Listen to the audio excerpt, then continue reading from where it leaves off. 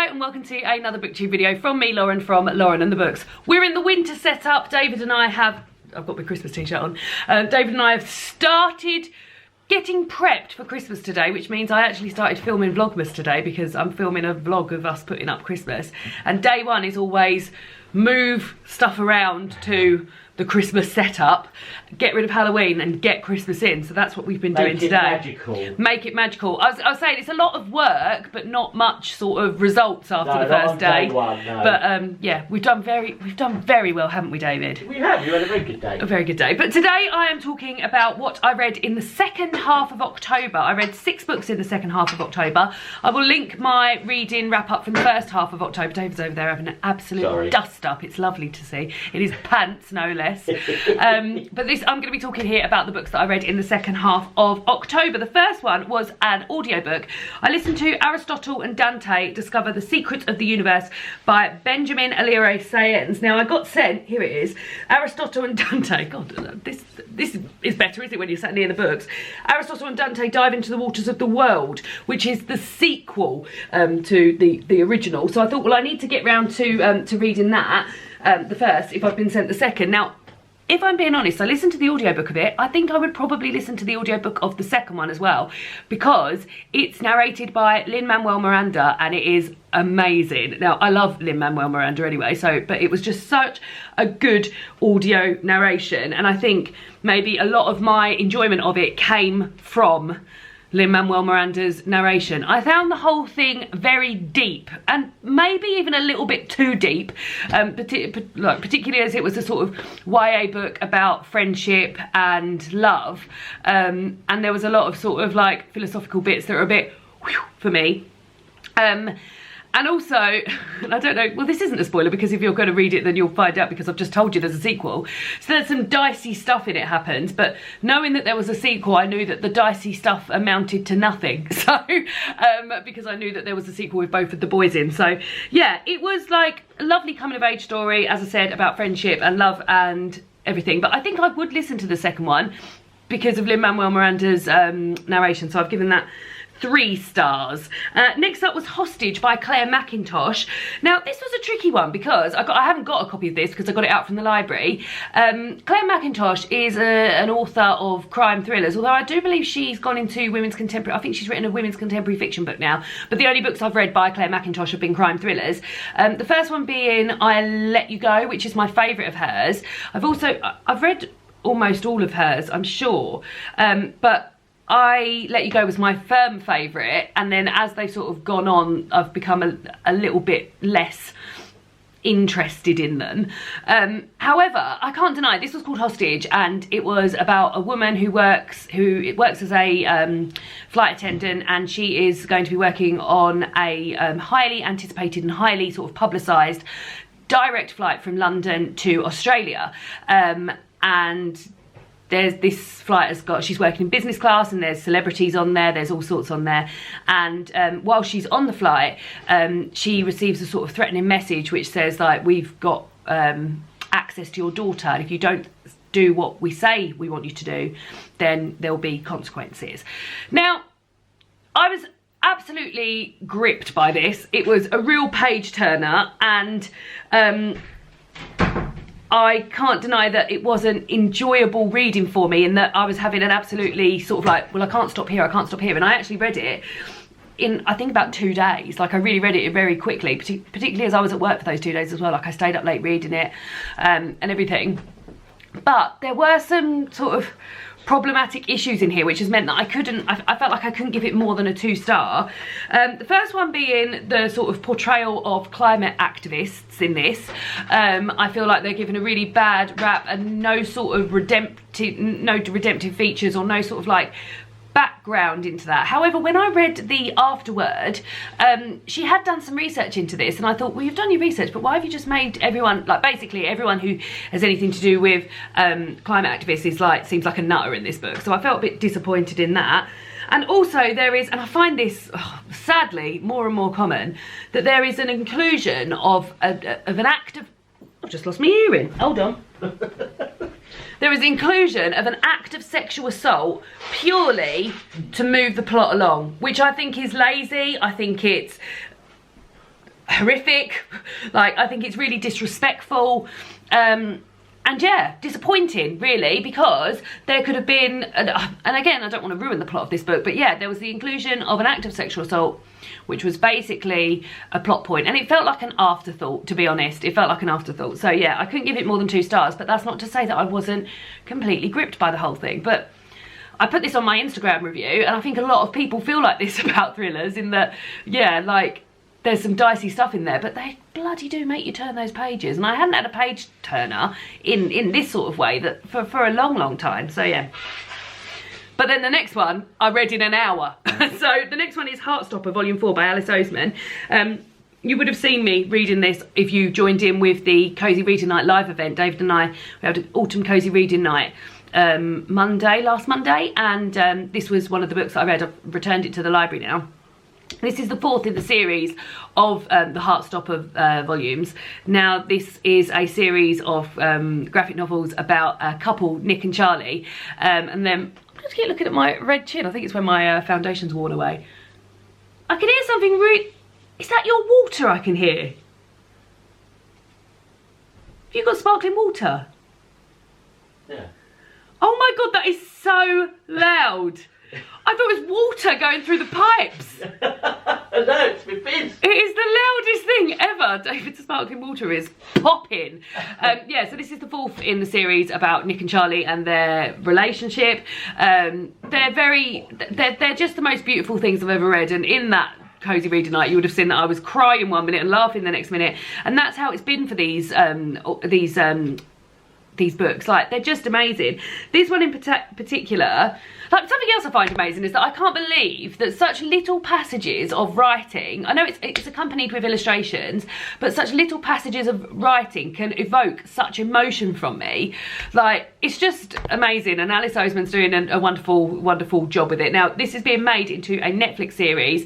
I think they've done the casting for it. I think they might even be in post-production, so this is on the way soon. This one in particular, so the last one, which I think was my favourite up until this one, book 3, they went on a school trip, and that was all lovely. This is much more focusing on Charlie's mental health, and there are trigger warnings here for mental health struggles and eating disorders.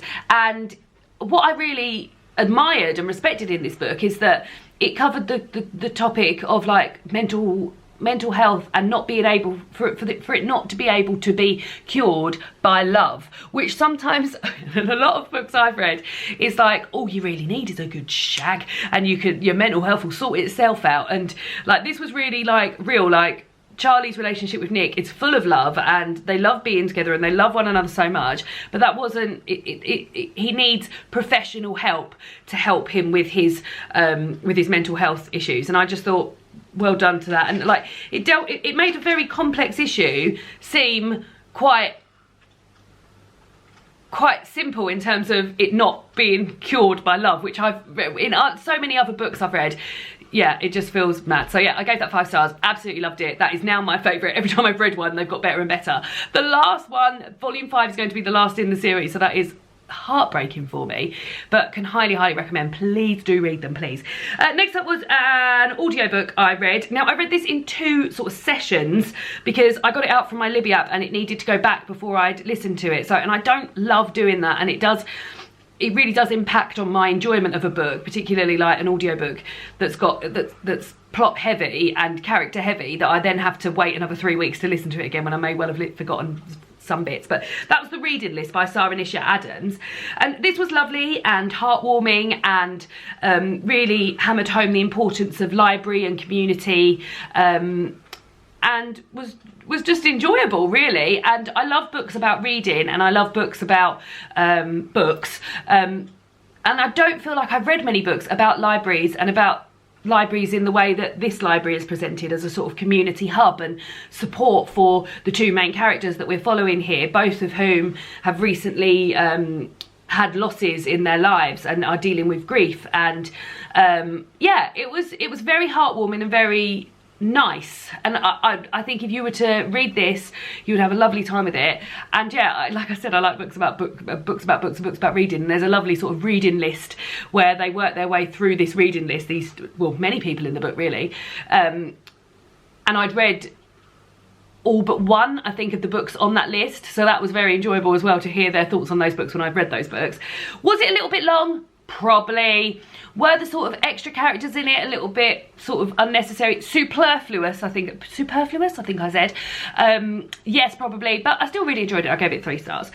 Next up was The Manningtree Witches. Did not really enjoy this. This was The Manningtree Witches by A.K. Blakemore, which we read for Patreon Book Club. It doesn't often happen that books are read for Patreon Book Club that I don't enjoy, because I picked the genres myself. I picked the 2 books. I always want it to be a good discussion, and the great thing was that it was still a good discussion, even though I didn't enjoy it. And this really split Patreon Book Club. Every single, I think almost every single star rating was a 2 or a 4, apart from, I gave it a 1.2, but I have rounded it up to a 2 when I was reviewing it on Instagram and like for purposes of Goodreads and stuff, 2, but everyone else was a 2 or 4, and I think someone gave it a 3. So yeah, the overall rating for this was a 3. But yeah, this is a book about the witch trials in a village in Essex in 1643, and the language used in this and the way this was told, I found it very jarring and an awkward read, not in a sort of like awkward subject matter, just in a, I wasn't really sure what was going on with the plot at any given point. I felt sort of like out of time with the rhythm of it as well, and all of these sort of like me feeling awkward, me finding it jarring, me not being in the rhythm of the writing, and it just sort of led to a big lot of disinterest for me, and I really had to force myself to pick this up every time I picked it up. And if I hadn't been reading and reviewing it for Patreon Book Club, I probably wouldn't have bothered picking it up. I think I would have DNA'd it, DNF'd. DNA is work. I found like there was a lot of things in here where I spent a lot of time looking up words and stuff that had been used, and I quite enjoyed that. Like the language in here is flowery and dense, to say the least. Those are words that kept coming up when we were discussing it. But yeah, there were points of it that there's a lot of older women in this book, and all of them had names that were all very similar. Lots of people are called Goody, and I couldn't differentiate between a lot of people, which again added to the disinterest. However, again, on reading the afterword, it feels like A.K. Blakemore really did her research for this book. So like, it's a shame that I didn't get as much enjoyment out of it that I thought I would. I thought I was going to love this, but yeah, it just wasn't for me, sadly, and I gave it 2 stars, 1.5 on the night. But yeah, thinking about it, I've given it 2 stars. Next up though, 5-star alert, is The Sister Who Ate Her Brothers and Other Gruesome Tales by Jen Campbell, which is illustrated by Adam D'Souza.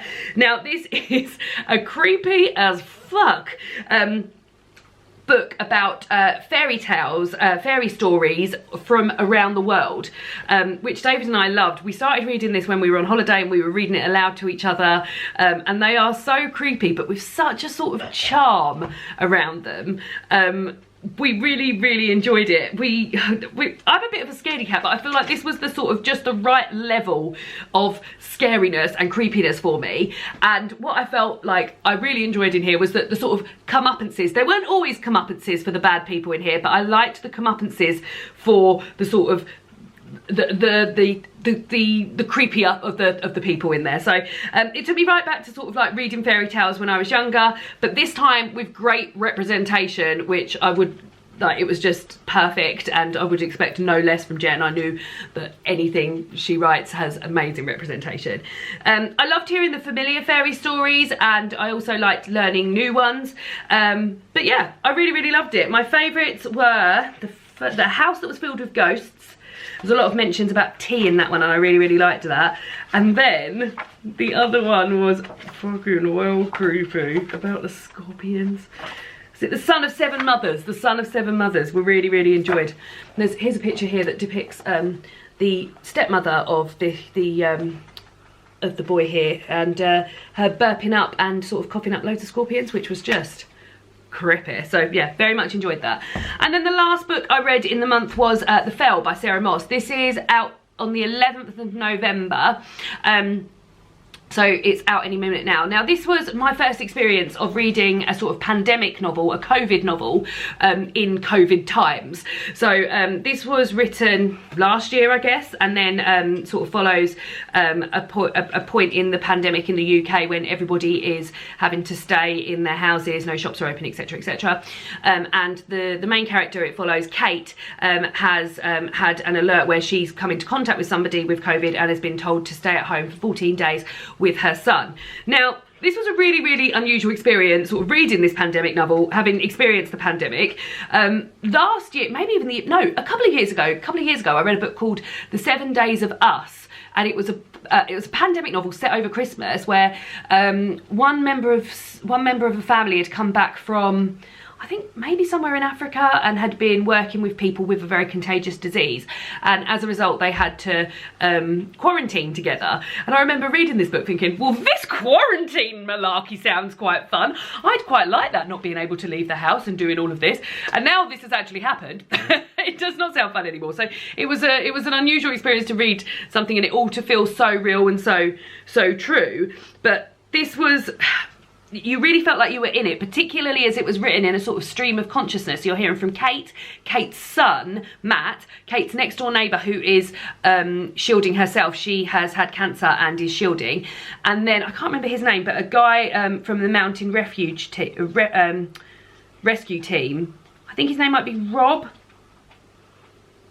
It is Rob. And Kate herself, after having been told she has to stay in the house because she's come into contact with somebody, she grows frustrated after not very many days and decides to take herself out on a walk where she knows she's not going to come into contact with anybody. She just needs it for her mental health, etc, etc. And I found this all hugely frustrating because in my mind she was over halfway there.